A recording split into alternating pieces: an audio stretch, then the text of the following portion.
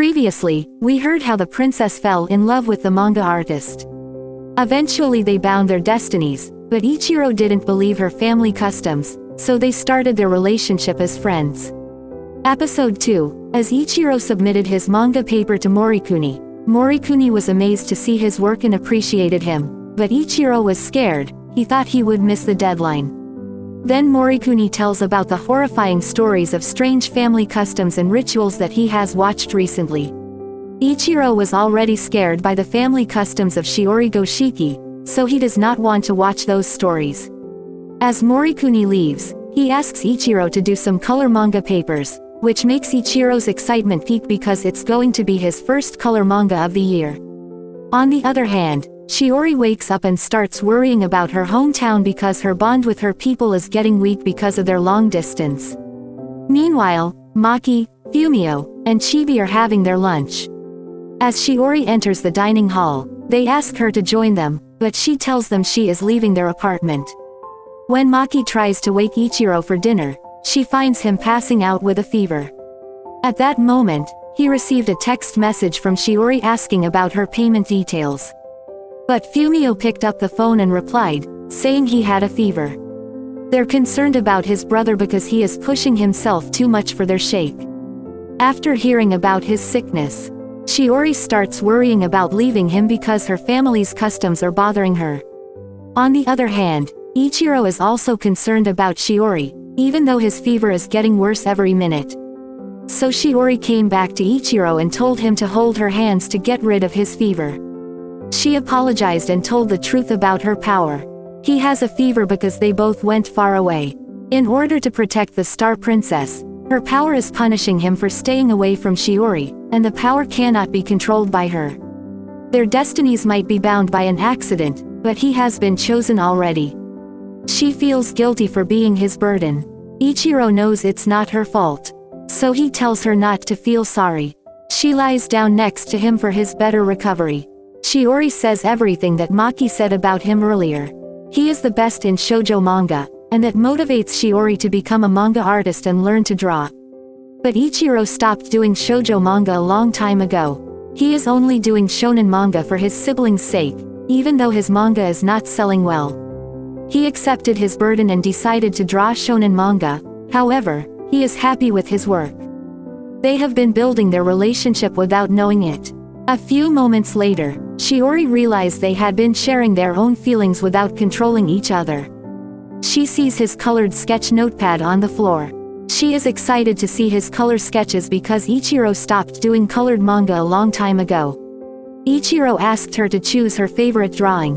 When she picked her favorite drawing, Ichiro decided to make manga on that pattern, but he has not recovered yet. Then he remembered Shiori's words. He will recover soon if he holds her hand. So he tells Shiori to hold his hand. When they hold hands, they are both emotionally connected to each other. Ichiro's fever faded away. Finally, he realized everything she said about her power and family marital customs was true, and he fell asleep. As Ichiro woke, he started looking for Shiori. He finds her at the apartment entrance, standing next to the rental board, and saying she will stay in his apartment for rent. Instead of staying somewhere else, she believed staying with him would help them build their relationship. Maki and Fumio are also happy to have Shiori with them. Shiori brings her belongings to her new room. While Ichiro is doing his landlord's work, like removing the lawn from the yard, Shiori comes to help him because she has a favor to ask from him. She asked him to take her shopping. Ichiro couldn't reject that. As they arrived at the shopping mall, she wished to buy separate clothes for her work and daily needs. Ichiro is wondering about the adult section because he always buys clothes for Maki from the children's section. Meanwhile, Shiori is trying different clothes, but all of them look similar to each other. So she tries mixed clothes instead of set clothes. However, this time her outfit looks like a school uniform. Ichiro feels weird about her action because she knows it is not normal to wear school uniforms for common use. She says she never wore school uniforms before and always wanted to wear them because she had done correspondence courses. Ichiro understands her feelings and encourages her to buy that dress. After that, they entered the books section, and she was excited to buy all the interesting storybooks. Finally, She finished shopping and decided to have some snacks before going home. She starts praying before eating. She says it's her habit so that she can connect with her people. However, she has received no response from her people because the distance is too far to reach them. Ichiro wonders if she can even use telepathy with her power. She is surprised by the awful taste of the pudding cake. Ichiro is happy to see her smile. He shows the Star People Island website on his mobile phone and starts reading the story of the island.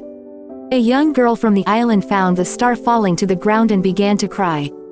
After touching the tears of the star, she was able to feel the loneliness of the star, so she distributed all the tears to their people, and they were also able to feel the star's pain. The star disappeared into the sky after shedding all the tears. However, the star's feelings are bound up with those of the people on the island. Shiori says this story was made easy for children to understand.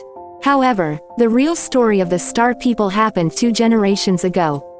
A huge meteorite carrying coexistence microorganisms fell from the sky and landed on the island. The microorganisms brought by the meteorite were able to live along with the people, and her grandmother was the first star child.